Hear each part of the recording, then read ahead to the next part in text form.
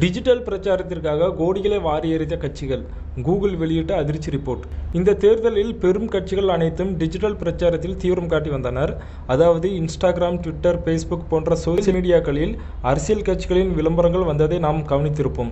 அதிலும் பிரச்சாரம் ஆரம்பித்த மார்ச் 16 முதல் ஏப்ரல் 17 வரையிலான எடுக்கப்பட்ட கணக்கெடுப்பின்படி பல கோடிகள் இதற்காக செலவழிக்கப்பட்டிருக்கிறது. அதை கூகுள் மற்றும் மெட்டா தனித்தனியாக ஒரு டேட்டாவாக தயார் செய்து வெளியிட்டிருக்கு.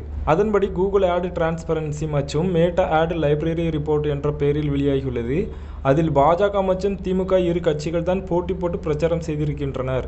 அதில் இந்தியா முழுக்க இருக்கும் அனைத்து கட்சிகளும் இந்த பிரச்சாரத்திற்காக செலவு செய்தது மொத்த தொகை 55,97,56,000.